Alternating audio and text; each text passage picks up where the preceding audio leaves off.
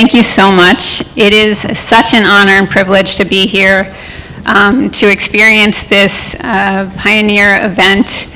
And so much thanks to Nada and Shima and all the organizers and all of you for this invitation to Egypt and for just making this happen. It's really an unbelievable experience. So I'm going to talk about how to be a good role model. And I kind of, when I received the topic, I thought it was funny to receive this topic because I don't think I've ever been asked, and I don't know that people usually are asked, how do you be a good role model? We ask how to be a mentor and how to be a sponsor, but not how to be a good role model. And more importantly, I don't know that I thought of myself that way. My disclosures, in fact, are not company related. They're the fact that I really had no intention to be a role model when I started this. Again, didn't think of myself that way till getting here. And the thoughts that I'm going to talk about are really my opinion and what I've learned from others, not necessarily professional training in leadership development. So again, my first question was, am I a role model?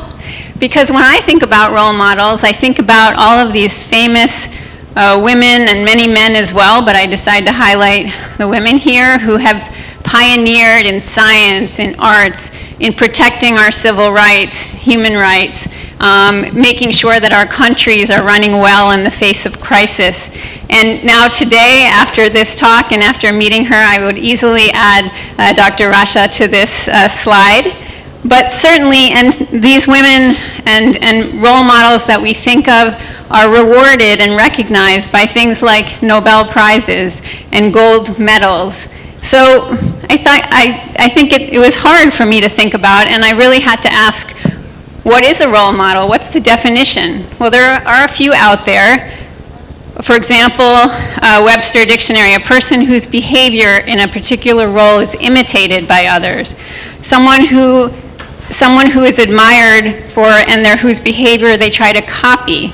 Someone who's worthy of imitation. Someone who inspires others. So a lot of different concepts here.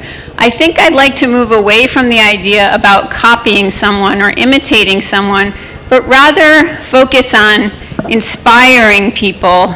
I think of a role model as someone who inspires others and shows them through their actions how to achieve a goal. I think specifically when we talk about women in endoscopy, we have to think about the most coveted role model are those that are seen on stage as performing endoscopic procedures, because for us that's our pinnacle of achievement sometimes, especially in endoscopy. And so for many of us, being able to see someone who we identify with being successful at what they do and getting to do what they love to do, that I think is an ideal role model, especially for women in endoscopy. But I think we should think about the fact that role models are not just all the people I showed you on that slide. We are all role models in many different ways. Even at home, parents, you are role models to your children, and sometimes maybe children can be role models to parents. At work, we are role models to our students, our colleagues, our team members like our nurses, our technicians, everybody who is working with us to make success of our procedures. For directors and chiefs of divisions, you are role models to your entire team in helping them build their careers. And we have to always remember we should be role models for our patients as well, to care for their health and take care of themselves. So if we think about us all having the capacity to be role models, what does it take to become a role model? Most often, as I said earlier, it's not intentional. It's unconscious influence. You don't know, you're not aware of the impact that you have and that your behavior, your words have, and you are not aware of who your audience is. It was a funny story. We were just having dinner last night, and as I mentioned, I didn't really think of myself as a role model. And Shima reminded me that she heard me talk at a conference 5 years ago and was inspired. I didn't even know she was in the audience, and I didn't know that these words had that kind of impact. Even the ideas for this conference came from a dinner. So usually it's the result of the behaviors and beliefs that you learn from your family, culture, mentors, and sponsors. From prior experience dealing with challenges or adversity, how do you manage? What are the solutions you come up with? How have you been treated with people? How do you want to be treated? And learning about effective leadership. Ultimately, becoming a role model is about paying it forward, just putting out there those things that have helped you make it to where you are. What are some qualities that are coveted in good role models? Being authentic, that means being true to yourself. Do things to make yourself proud. Do things that you are passionate about, not what you think other people want to see or will admire. Always have integrity. Be honest, be transparent, and be consistent about the decisions you make and the behavior you have. Be empathetic, meaning understand what other people are feeling. Think about their perspectives and treat them with respect, upholding dignity of their dignity. Always be accountable and take responsibility and ownership for your decisions, your words, your behaviors. Be resilient, so if you face adversity, try not to only think about the things that have happened, but actually seek solutions to move forward. And positivity, always creating opportunity, even from adversity, and moving forward. And if you have these qualities, what are some practices you can do to practice being a good role model? Again, be authentic, be accountable, do the work. Don't just expect that we will be seen as role models. We have to deserve it, and we have to earn it. So build your merit. Always be present. Listen. Always practice listening first, acting later. Communicate your thoughts and why you make your decisions and why you do certain behaviors effectively, so people can understand what they can expect from you. And be respectful. It used to be treat people the way you want to be treated. But actually, we learned from a professional coach that we've had that it's really more about treating others the way they want to be treated. What does that mean? It means that you have listened, you are empathetic, you understand their perspective, you are open to understand what will make them feel good. Be consistent, so practice what you preach. Don't do one thing and say one thing and do another. And how you do one thing is how you do everything. That comes from a Peloton coach that I use a lot. Be an ally. For example, the men in the room can be allies for the women. If you see something that you think doesn't hold true with your values, speak up and try to make change and use your platform for others. Always innovate and find solutions instead of just pointing out the problems, and always strive to be better. There will definitely be challenges.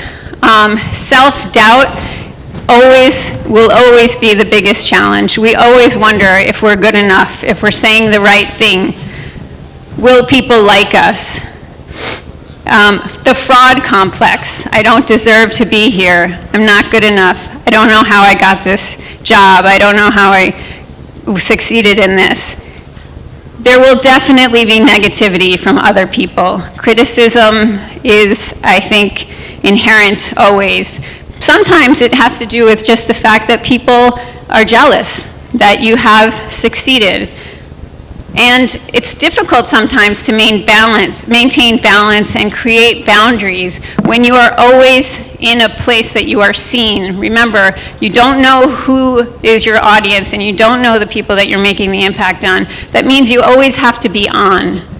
So maintaining that self-awareness can be challenging. What are some of the solutions?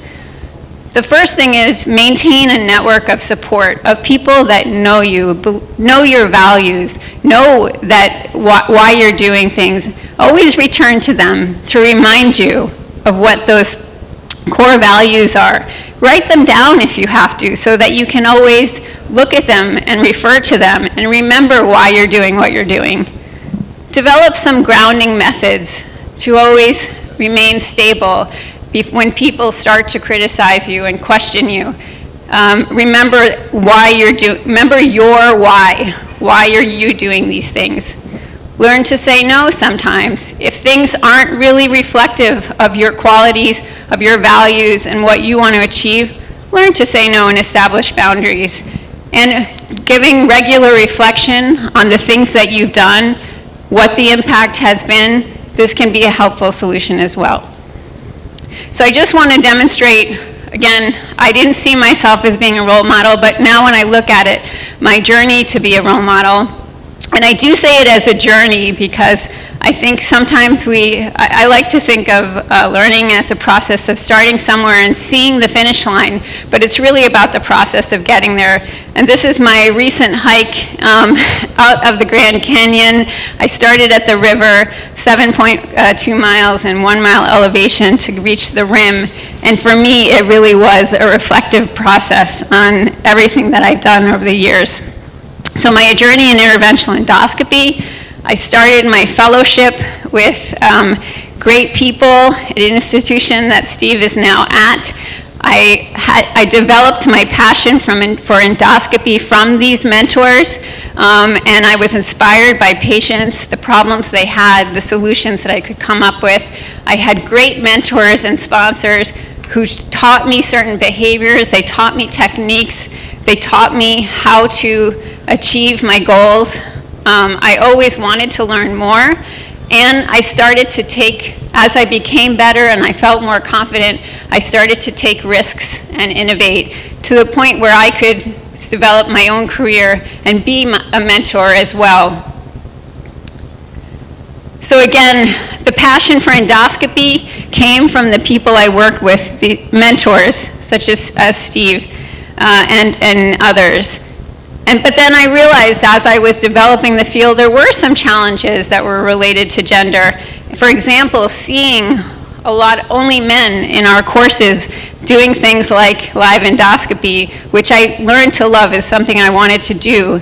So that made me really seek out who are other people like me that I could identify with. What are our common challenges? And through this, I met women around the world, and we developed groups and networks.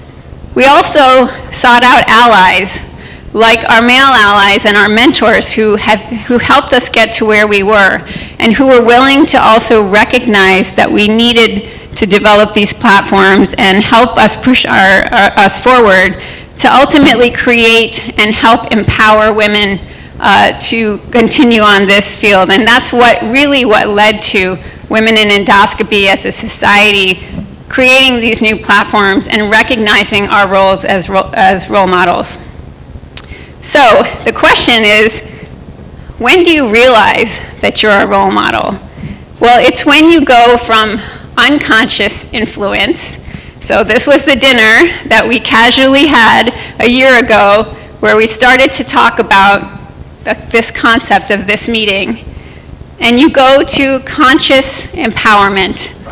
This entire conference, it is conscious empowerment is when you are aware, and it involves being aware of the impact that you are having, the decisions that you're making, and the attitudes on personal growth and the empowerment of others.